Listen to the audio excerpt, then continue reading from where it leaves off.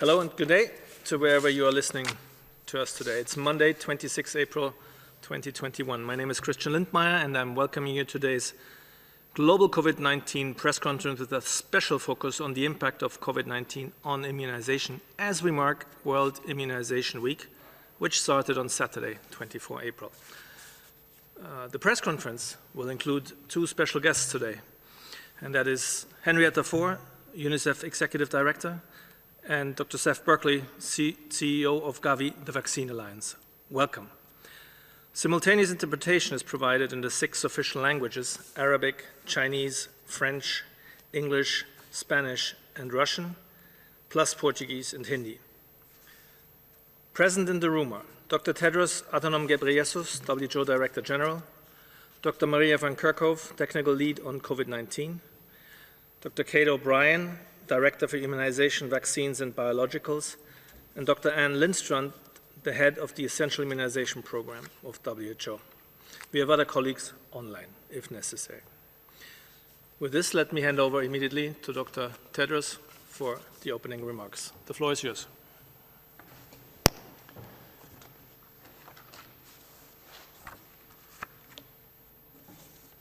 Thank you, Christian. Good morning, good afternoon, and good evening.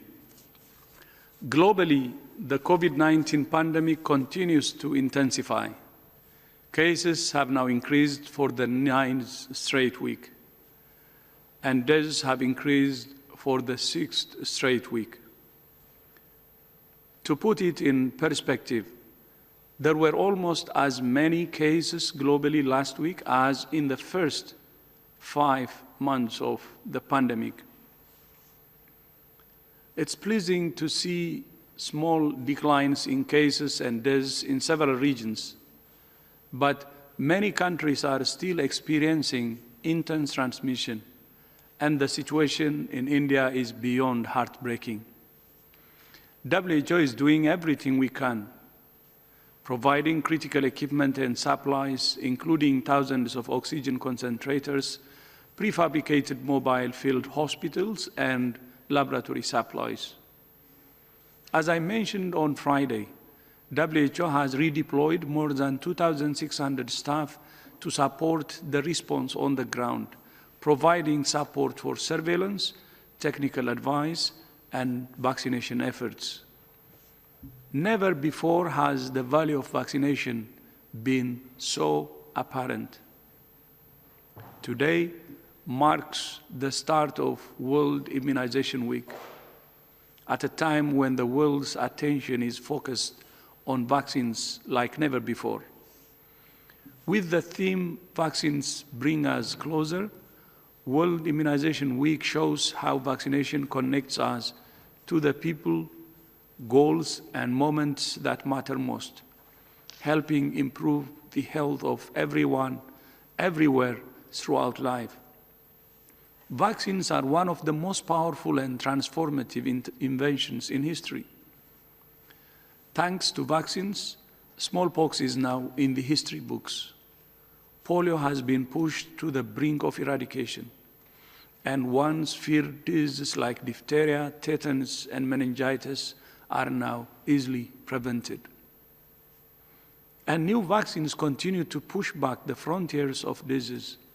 In the past 15 years, new vaccines have been approved to prevent cervical cancer, malaria, and Ebola.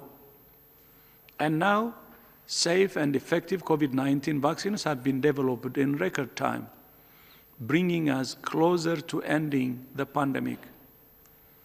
On Wednesday, the WHO Foundation is launching a new global fundraising campaign called Go Give One, to give everyone a chance to play their part in helping to vaccinate the world. Go Give One is aiming to engage 50 million people to contribute, and is open to everyone, individuals and organizations of all sizes. The money raised will go to COVAX to buy vaccines for the world, starting with those who need them the most. More information will follow this week. But even as COVID-19 vaccines give us hope of light at the end of the tunnel, the pandemic has caused several disruptions to immunization services around the world. New WHO data shows that as a result of COVID-19, 60 immunization campaigns are currently suspended in 50 countries. That means about 228 million children are vulnerable right now to deadly vaccine-preventable diseases such as measles, yellow fever, and polio. Measles campaigns are the most affected, accounting for 23 of the postponed campaigns. Many measles campaigns have now been delayed for more than a year. In addition to targeted campaigns to prevent or respond to outbreaks, routine childhood immunization services also continue to be disrupted by COVID-19. The latest WHO Pulse survey shows that routine immunization services were disrupted in more than a third of countries in the first quarter of 2021. While this represents a significant improvement over last year, it remains a serious concern. Gaps in vaccination coverage are already having grave real-world consequences. Serious measles outbreaks have occurred in several countries, including the Democratic Republic of the Congo, Pakistan, and Yemen. And the risk of measles outbreaks is mounting elsewhere, as more and more children miss out on the vaccines they so urgently need. So we must turn the tide quickly and rebound from these disruptions. WHO, Unicef, Gavi, and other partners are working with countries to ensure that immunization services are restored quickly and safely.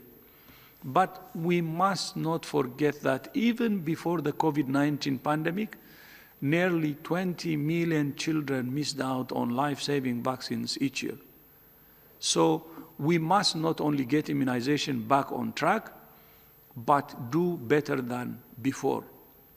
Today, we're launching a bold new plan to do just that.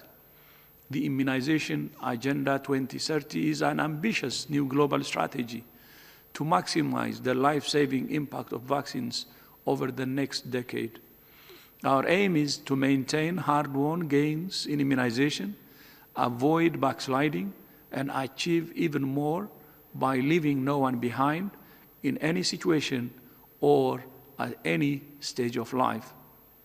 If fully implemented, the Immunization Agenda 2030 could avert over 50 million deaths over the next decade, 75% of them in low and middle-income countries.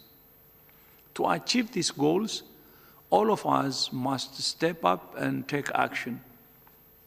First, we call on world leaders and the global health and development community to make bold new commitments to advance this strategy.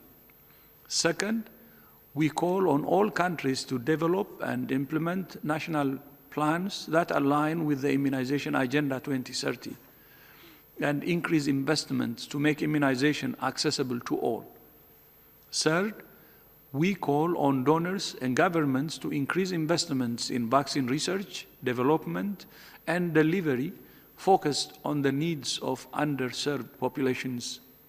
And fourth, we call on the vaccine industry and scientists to continue to accelerate research and development, ensure a continuous supply of affordable vaccines to meet global needs, and apply lessons from COVID-19 to other diseases. Together, we can make up lost ground in immunization, support the global recovery from COVID-19, and make sure no one misses out on the life-saving power of vaccines. The Immunization Agenda 2030 has been developed by WHO, Unicef, Gavi, and many other partners. And it's now my honor to introduce my sister Henrietta Fore, the Executive Director of UNICEF. Henrietta, thank you as always for your leadership And you have the floor. Thank you very much, Tedros. It is also very nice to see Dr. Berkeley here this morning for us. This week is indeed World Immunization Week, but effectively this year has become World Immunization Year. Because after a year of lockdowns and empty classrooms, missed vaccinations and virtual birthday parties, canceled family dinners, people all over the world are now anticipating vaccines within their community.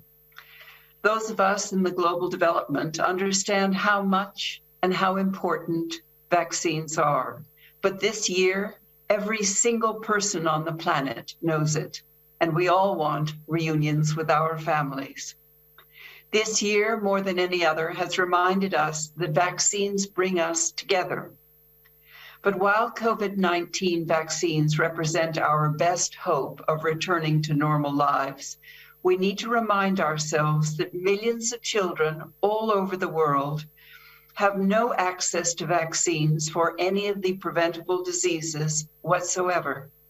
This is not a normal that we should return to.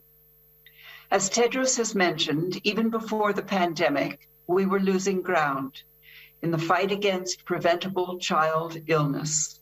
20 million children were already missing out on critical vaccinations, and I will place measles and polio at the top of my list.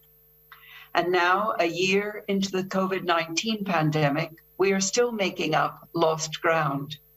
While there has been progress from the peak of the global lockdowns, routine immunization services remained disruptive in 37% of responding countries in the first quarter of 2021. Disruptions as a result of COVID-19 have made this problem even worse. In 2020, Unicef, the largest global procurer and supplier of vaccines, delivered 2.01 billion vaccine doses, down from 2.29 billion doses the previous year. Considering the unprecedented global lockdown,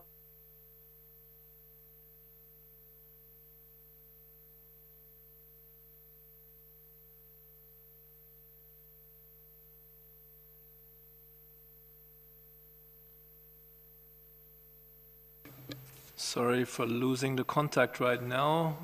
The image is frozen. We'll try for a second to reconnect. If we don't manage, then I would possibly ask to move to the next guest. Maybe a minute or two. No connection? Move on. She's gone completely. No, lost the line. Unfortunately, lost the line to Henrietta Fore from Unicef. So I think we can move. Still no? Yeah?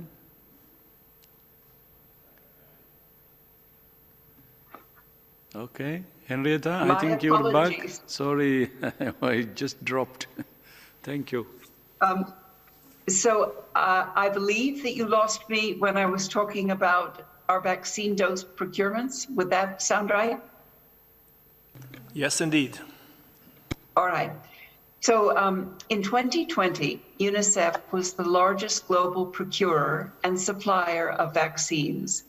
We delivered 2.01 billion vaccine doses, down from 2.29 billion doses the previous year. Considering the unprecedented global lockdowns and their impact on supply delivery, this was a remarkable achievement. UNICEF also managed to deliver 912.7 million syringes for immunization and 10 million safety boxes to 83 countries.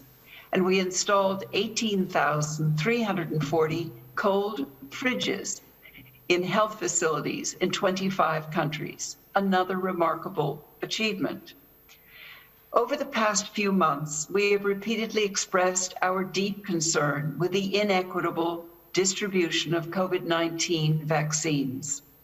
WHO and Dr. Tedros have said last week that of the over 890 million COVID-19 vaccine doses that have been administered globally, more than 81% have been given in high and upper middle income countries.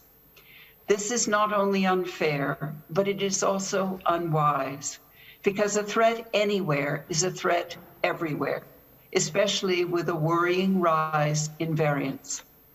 But for the people living in the countries where 20 million children are already missing out on life-saving vaccines, it is also unsurprising. Vaccines have always been inequitably distributed. But now is the time to change this. We can use this unique moment in time to spur long-term momentum towards finally achieving universal access to routine immunizations and broader primary health care. And that is why I am so pleased to join with my fellow panelists in launching Immunization Agenda 2030, a comprehensive plan to maximize the impact of vaccination over the next decade. IA 2030 is an ambitious global strategy to maximize the impact of vaccines. We are aiming to save an estimated 50 million lives, to have the number of children receiving 0 vaccine doses, and to achieve 90% coverage for key vaccines over the next decade. As a part of our engagement in IA 2030 and World Immunization Week, Unicef is calling on governments to prioritize strengthening of health systems in the poorest countries. We need to increase global domestic investment to continue delivering vaccinations and other critical services for the most vulnerable children, and to guarantee universal, accessible, and quality care for the long run. We call on governments to protect aid budgets and to fulfill existing commitments which support life-saving child health services, including routine immunization, nutrition, and maternal health. And donors should also increase investments in vaccine research and innovation, development, and delivery, focusing on the needs of the underserved. The pharmaceutical industry and scientists working with governments and funders should continue to accelerate vaccine research and development, ensure a continuous supply of affordable vaccines to meet the global needs, and apply the lessons from COVID-19 to other diseases. Finally, we need to take steps to make sure that parents and caregivers trust health workers and heed their advice on vaccinating their children against preventable diseases.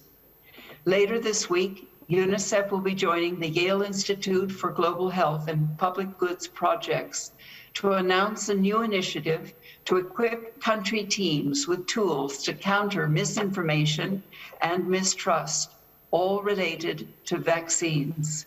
We will be sure to make these details available soon. The stage is set for 2021 to be a pivotal year for immunization. Through COVAX and other global efforts to make the COVID-19 vaccines available for all, we are embarking on an unprecedented global immunization campaign. But this campaign cannot come at the cost of childhood vaccinations. We cannot trade one global health crisis for another. In a year when vaccines are at the forefront of everyone's minds, we must sustain this energy to accelerate efforts on all 3 fronts: providing equitable access to COVID-19 vaccines, catching up on missed vaccinations due to the pandemic lockdown, and critically extending immunization efforts to all children currently missing out on vaccines entirely. We have no time to waste. Lost ground means lost lives. Join our calls. Thank you very much, Dr. Tedros. Thank you, Henrietta. For more than 20 years, Gavi has played a vital role in realizing the power of vaccines for the world's most vulnerable communities. It's now my pleasure to welcome Gavi's Chief Executive Officer, my brother, Seth Berkley. Seth, thank you so much, as always, for your partnership and leadership. You have the floor. Thank you, Tedros and Henrietta. As we mark World Immunization Week, I'm very proud to stand together with our long-standing alliance partners, WHO and Unicef, to launch Immunization Agenda 2030. Immunization is the most widely distributed health intervention. And in the last 21 years, the alliances worked together to successfully increase coverage and introduce more than 500 new vaccines, which has led to reduce vaccine-preventable diseases by 70%. But despite these successes, you've heard about the 20 million children that are under-immunized every year. I would like to talk about a subset of these, the nearly 10 million children in lower income countries that don't receive a single shot, leaving them vulnerable to some of the world's most deadly diseases. Now, of course, you've already heard that due to the pandemic, more children across the world are likely to miss out on basic vaccines, threatening to unravel the 2 decades of progress. So what we need to support the recovery from COVID-19 is, and to fight future pandemic, is to make sure that we prioritize routine immunization. We must specifically focus on improving the situation for children and their families who do not receive any routine vaccines, so-called zero-dose children. These children usually live in communities that suffer not just from high child mortality, but also deep-rooted social issues and gender disparities, including high maternal deaths. Zero-dose children are also less likely to live in a household with access to safe water and sanitation. That is why we need a global movement to reach these missed communities. We need to work together across development agencies, governments, and civil society. If we can reach them with immunization, we can also bring the other services every child needs to live a healthy, successful life, from education to clean water and sanitation. Reaching zero-dose children could also improve global health security.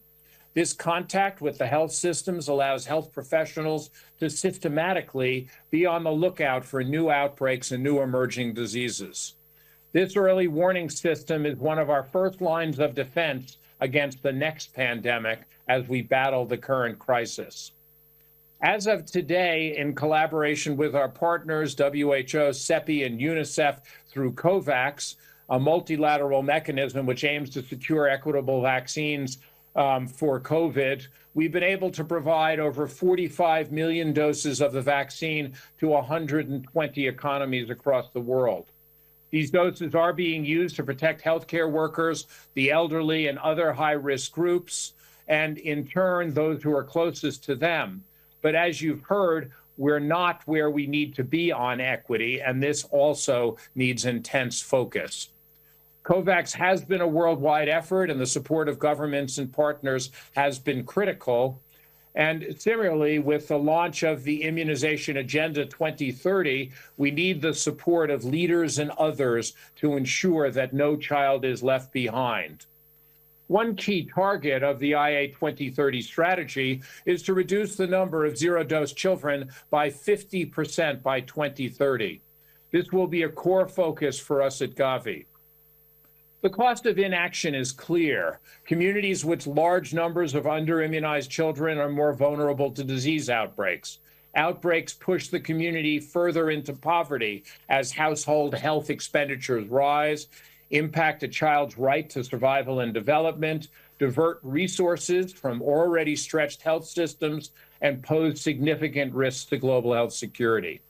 Through partnerships and collaboration, we can leverage all of our strengths to reach communities and ensure they have the tools they need to build a successful life from education to clean water to life-saving vaccines, and also have the systems to deliver epidemic vaccines like yellow fever, cholera, meningitis, measles, even Ebola. As you've also heard, it's critical that we continue on the pathway of making sure that the research and development for new vaccines and new technologies continues to bring us better, easier to use, and heat-stable vaccine. So as we embark on this next phase of routine immunization, we must recommit to fully immunizing every child on Earth and rapidly make up for the ground we've lost to COVID-19 that Tedros has already talked about. This is not only a Gavi priority, it's closely aligned with the core mission of the Sustainable Development Goals to leave no one behind. Let's have vaccines bring us closer together. Let's all do our part to make this a reality. Thank you, Dr. Tedros, for including me. Thank you, Seth. Now, for a few words about the specifics of the Immunization Agenda 2030, I would like to turn to my colleague, Kate O'Brien, WHO's Director of Immunization, Vaccines and Biologicals. Kate, you have the floor. Thank you so much. You've heard that Immunization Agenda 2030 is this ambitious global strategy to maximize the life-saving impact of vaccines in this new era that we're all in. It's really being launched at a critical time during World Immunization Week, when all eyes are on vaccines and immunization programs, those programs that actually deliver those vaccines to people of all ages in every corner of the world. And you've heard about some of the numbers about what achieving the agenda in this new decade would actually mean. It would mean reducing by half the children who are completely left out of essential vaccines, the zero-dose children. It would mean achieving another 500 introductions of new and underused vaccines in low and middle-income countries. It would also mean achieving 90% coverage of the key life-saving vaccines. And if those goals are achieved, the latest estimates show that the strategy would avert over 50 million deaths that would otherwise occur among children and adolescents by 2030. So this is a global strategy. It's created by and for the global community and requires broad ownership by all immunization and non-immunization stakeholders. It's designed to respond to every country in the world, regardless of income level or geography, and it's not owned or the sole responsibility of any one country or any one agency.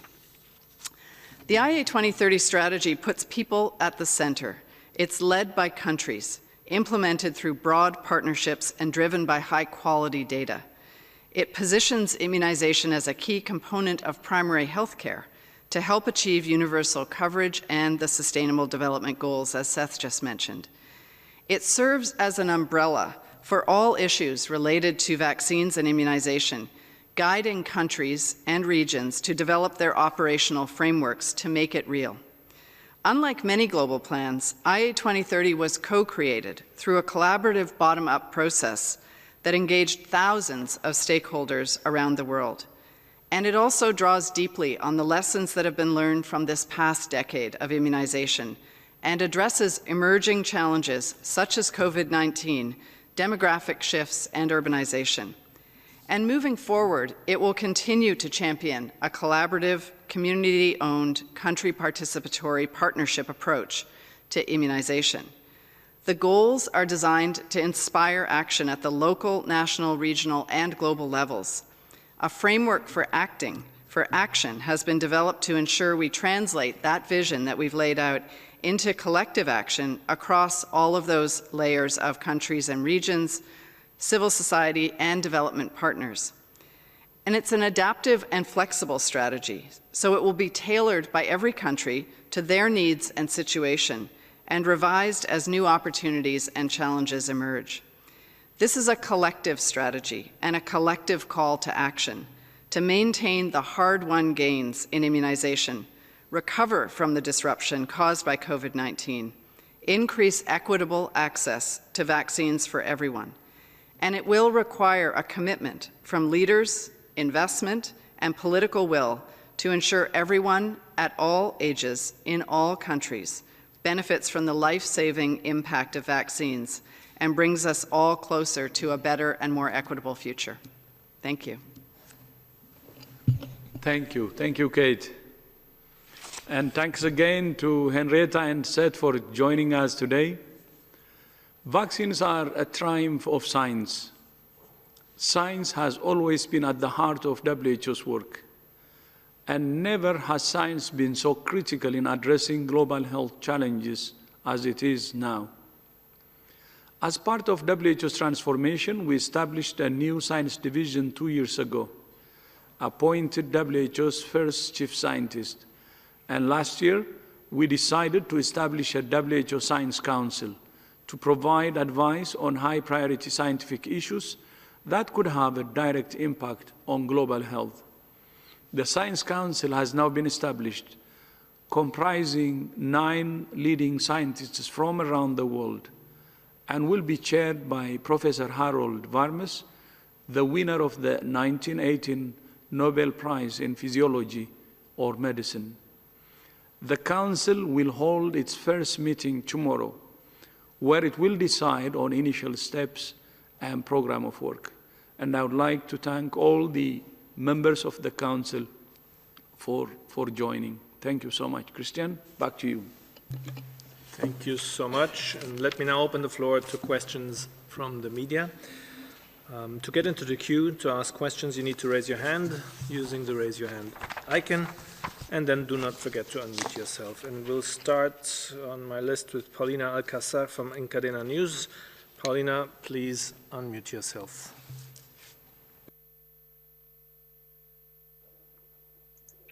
Gracias, Christian. ¿Me escucha? Thank you very much, Christian. Can you hear me? Thank you. Thank you. Our question is that right now there is the World Summit of Tourism in Cancun that has taken place, where people are speaking about recovery and where they have sanitary bubbles in place. And the agenda is dealing with the impact of COVID on recovery, on travel starting up again, and trips for the future. What message, Dr. Tedros, could you give to this important summit that is being carried out right now? Thank you. Thank you very much, Paulina. And I'll ask Dr. Van Kerkhove, please. Yes, thanks. I'll start, and I'm sure others will want to come in because this is such an important topic. So as the world is recovering from the pandemic, I should, it would behoove me to not say that we're still in the acute phase of this pandemic. And the trajectory that we are seeing globally is incredibly worrying, with the 9th straight week of increasing incidents around the world. Clearly, it's not being driven at the same level of intensity around the world, and we're all looking about how we reopen up societies. These need to be done in a staged way, in a staged approach, where first and foremost, we get control over this virus. And there are many ways in which we can take back control over the SARS-CoV-2 virus through a combination of public health measures at individual levels, at community levels, at subnational levels, national levels, international levels. There are medical interventions, vaccines and vaccinations that are coming online. But as you've heard us say over and over again, there is an uneven and inequitable distribution of the COVID-19 vaccine so far. We are seeing improvements in that, but still there's an inequitable distribution of that. But as we gain control over this virus, there are ways in which societies can open up. This also includes travel. But it's about how an individual leaves their home through all of the different stages of travel, and looking at, first and foremost, does that travel need to happen right now? And in many parts of the world, that answer is no. In some parts of the world where there are these travel bubbles that are established, where some countries have brought the virus under control, they have very low levels of transmission or no transmission, they have opened up these corridors, and they have taken a risk-based approach into opening up and into having the right characteristics for travel and keeping the passenger safe from leaving their home all the way through. We are working with our partners in the travel industry across many of the different hospitality industries as well, to ensure that when this does open up, it can open up as safely as possible. Right now, there's no zero risk, and so it's about measuring that risk and trying to minimize the risk through the whole part of the travel experience. Others may want to come in. Thank you very much, Dr. Van Kerkhoff. I'm looking around, and then we'll move to the next question, and that's Shoko Koyama from Japanese TV NHK. Shoko, please unmute yourself. Hello, Christian. Please go ahead. Thank you for taking my question. My question is about the status of COVID-19 vaccines within WHO emergency use listing evaluation procedure. So 2 Chinese candidates, according to the latest guidance document, the anticipated decision dates are end April for Sinopharm and early May for Sinovac, if I'm correct. When exactly are these candidates going to be assessed, and when does the WHO make a decision whether to register these vaccines to the emergency use listing? Thank you.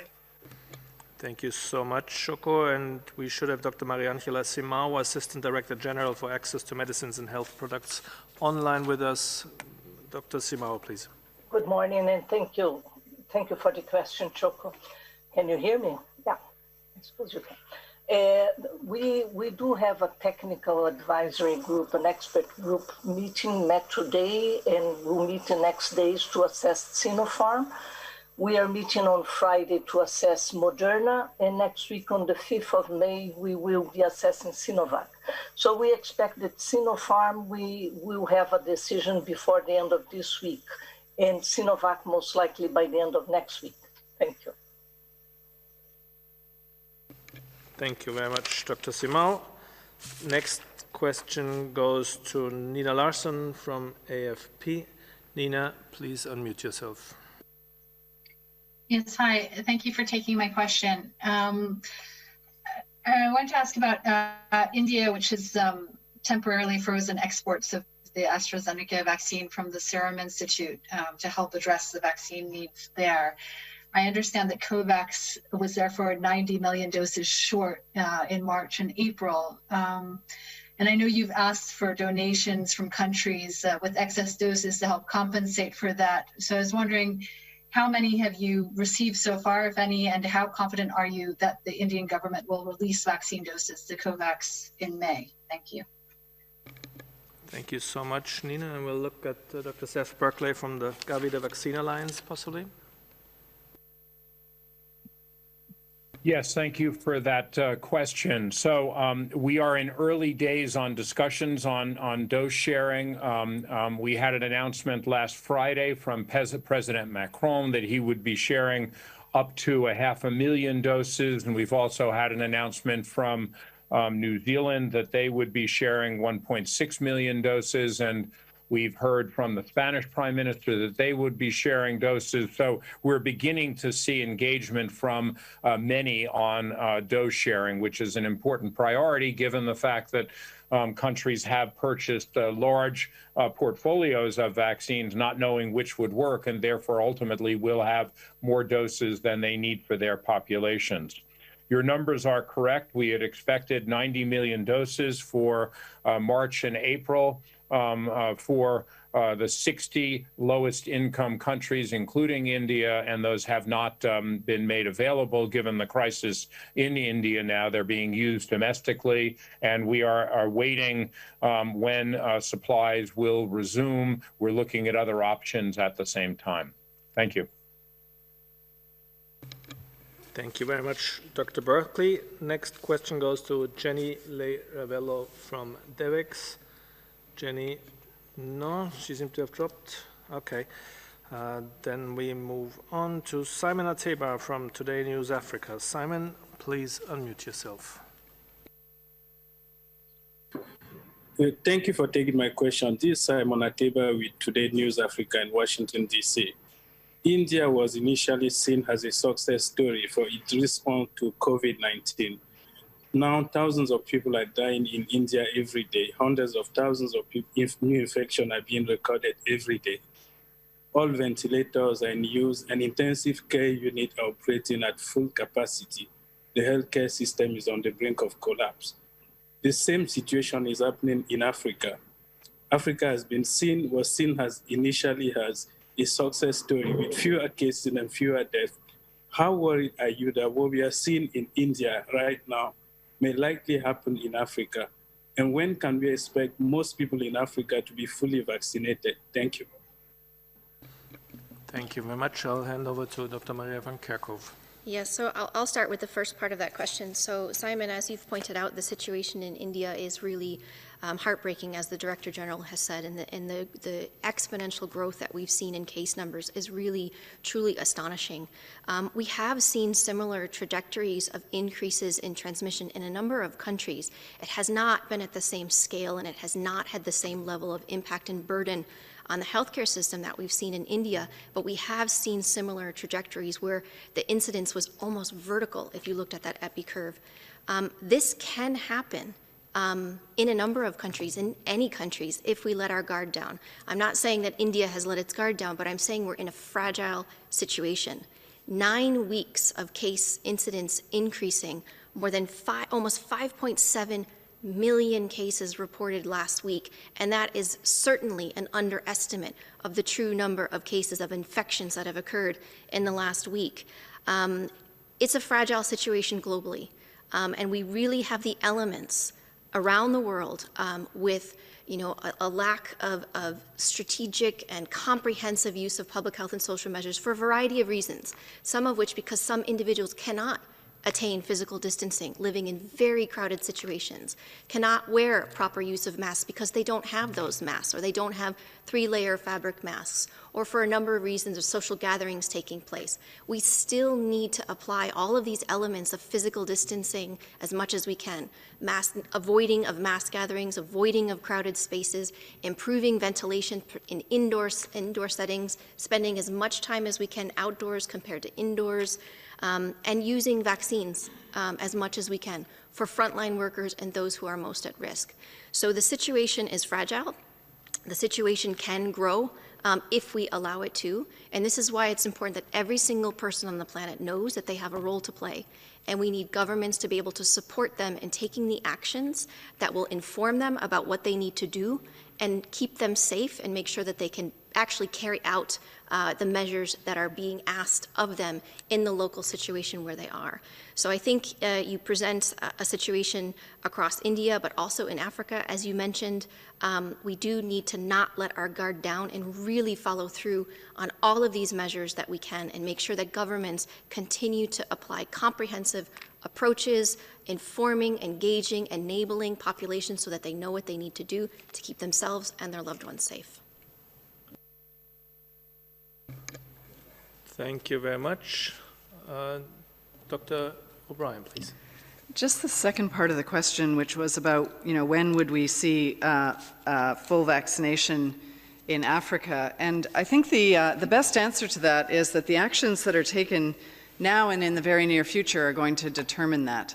Obviously, the critical issue is supply and having adequate supply to serve all people in all countries who need vaccination. There are actions that can be taken now, both through funding from countries, through dose sharing, through increasing manufacturing, which we've talked about before, about what the steps are to rapidly accelerate manufacturing now and in the medium and longer term. And I think the other issue is the importance of equitable distribution of those vaccines. As we've said so many times, there are a large number of doses that are inequitably distributed, and this is not going to result in immunity and vaccination of all countries at the same pace to protect those who are most vulnerable. I think we really have to focus on the healthcare workers now in many countries who do not yet have vaccination access, do not yet have adequate supply in countries. And there are many countries that have started vaccination, but not enough doses to actually give the second dose at this point. So we're in a really critical phase right now of assuring that those at highest risks, healthcare workers, those who are at highest risk of hospitalization and death, are prioritized in all countries around the world, and that means moving supply into countries that have inadequate supply at this point to actually deliver that critical public health benefit. Thank you so much. Just to inform you that Dr. Seth Berkley and Ms. Henrietta Fore had to leave for other engagements, but we do have online with us Dr. Robin Nandy, UNICEF's Chief of Immunization, and I would like to see if he wanted to chip in to this question. Dr. Nandy?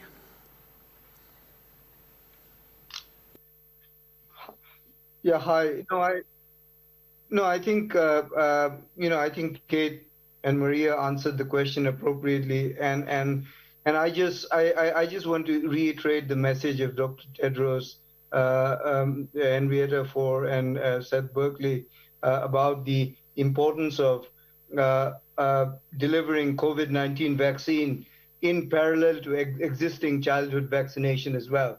As more and more COVID-19 vaccines are available, there is a chance of further disruption of routine immunization services. What we don't want to see is concurrent outbreaks of other vaccine preventable diseases as we respond to the COVID-19 pandemic, because that would be a disaster to the health system, to the economy, to families, and to communities. Thank you. Thank you very much, Dr. Nandy. Again, this was Dr. Robin Nandy, UNICEF's Chief of Immunization, and I'm looking at Dr. Bruce Aylward, Special Advisor to the Director General and the lead on ACT Accelerator here in the room. Thanks, Christian, and thanks, Simon, for this question. It's so important. We just want to come back and make a few more comments on it. If you think just back 3 months ago, very few countries, almost none in Africa, had even started vaccinating. And as of today, all but 7 countries in the African Union have now actually got vaccines, and they've been able to start vaccination. So I think that proves, Simon, where there's a will and truly an international will, there is a way to get people vaccinated in the places that have to get vaccinated. And when you ask what we can expect in terms of seeing fully vaccinated populations in Africa, the goal is to ensure at least 30% of the population in Africa is vaccinated this year. As you know, the goal of COVAX, originally at 20%, has been increased now to try and get that vaccination. And as Kate alluded to, that would be sufficient to cover the healthcare workers, most of the older population, and most of the populations at risk of severe disease or death. But the only way we're going to achieve that if there's a fundamental shift in the way that we are distributing those vaccines. And as we've called on earlier today, I mean, we're calling on countries with excess doses to do their part in trying to ensure there are sufficient doses going to Africa to hit those targets through COVAX. But also there's a very, very important role for suppliers to be playing here as well. And we're calling also on the suppliers to ensure that when they have additional capacity as they develop it, they offer it to COVAX before they offer it to high-income countries or upper-middle-income countries or the highest bidders. We're asking also that suppliers make sure that they and make offers to countries with excess doses, that they will work with them to ensure those doses can contractually be moved to COVAX. So there are many things that can be done, not just by the countries that hold some of these contracts, but also the suppliers with whom those contracts are held. We need the collaboration of both sides, working with us in COVAX and with Gavi and Unicef, our partners, to make sure that we can have access to that capacity, because that's the only way, Simon, that we're going to hit those coverage targets, which could fundamentally change the risk of severe disease in Africa in the very short term, actually. Thank you all so much. Next question goes to Arvind Bashinge from Observer Times India. Arvind, please unmute yourself. Thank you for considering my question.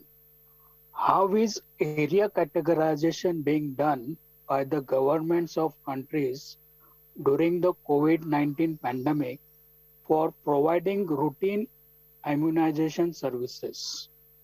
Is there essential need to separate infrastructure for immunizing pregnant women and infants network along with the mobile clinic? Thank you. Thank you very much, Arvin. I'm not sure we got all your points individually, but maybe Dr. O'Brien can start and we see if we cover most of it. Yeah, well, it was a little bit difficult to hear you, but I think your question was primarily around maintaining routine immunization services during the COVID pandemic in countries, and especially the attention to services for pregnant women and for infants. And I think the important thing to remind people of is these are life-saving vaccines, just as COVID vaccine is a life-saving vaccine. The portfolio of vaccines that is provided, there are 12 vaccines that are in the program of every country around the world, and they are in every country around the world because these are life-threatening diseases that without vaccines would result in upwards of 4 million deaths every year, year in and year out.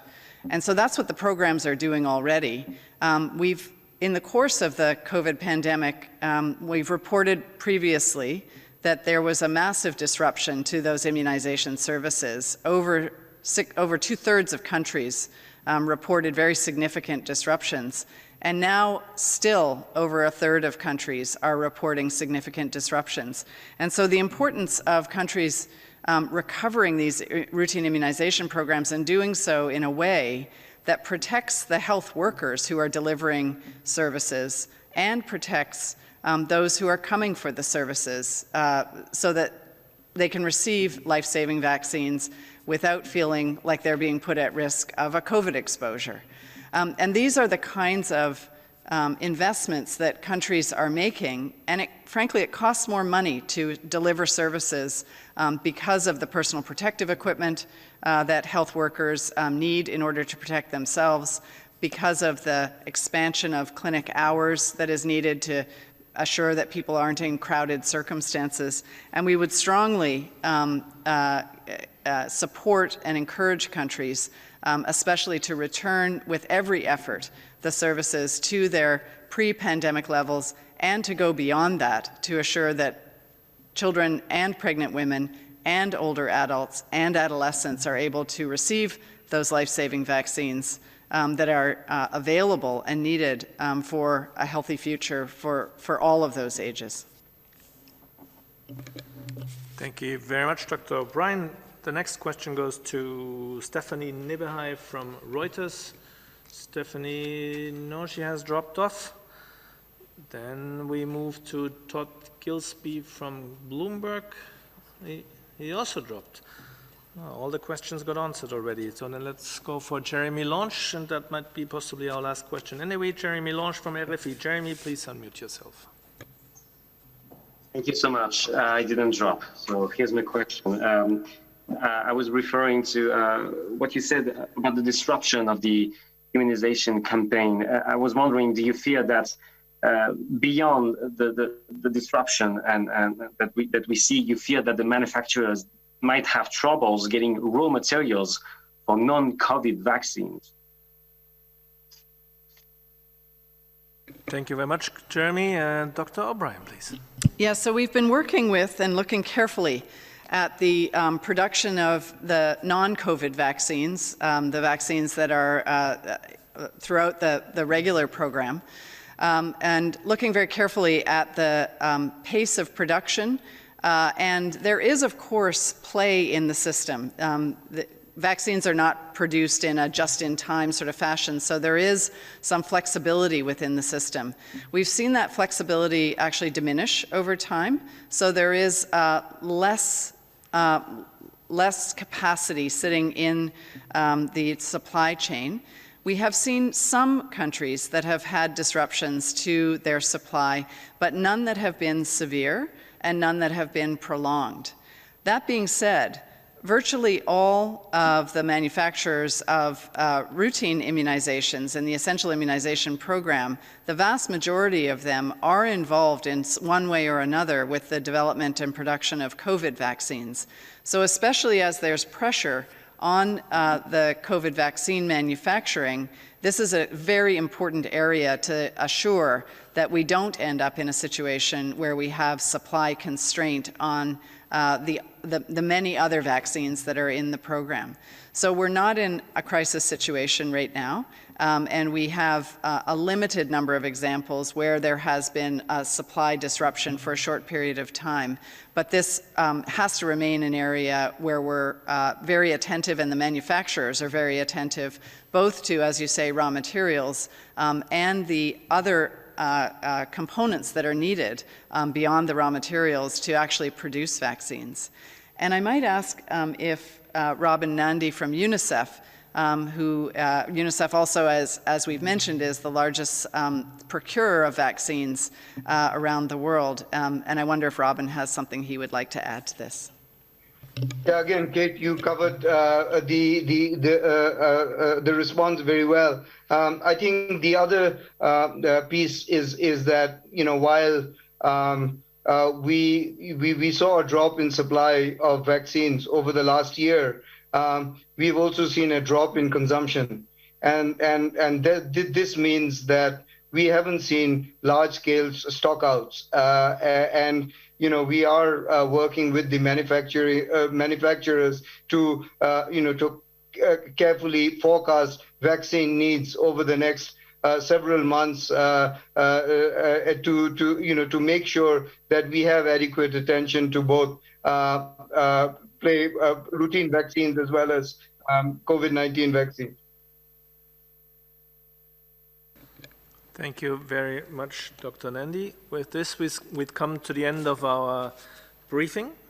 Thank you all for your participation. We will be sending the audio file and Dr. Tedros' remarks right after the press conference, and the full transcript will be posted on the WHO website tomorrow morning. For any other follow-up questions, please send an email to mediainquiries@who.int. Dr. Tedros, please. Yeah, thank you. So I would like to thank Henrietta and Seth for joining, and all media colleagues who have joined today, and see you in our upcoming presser. Thank you.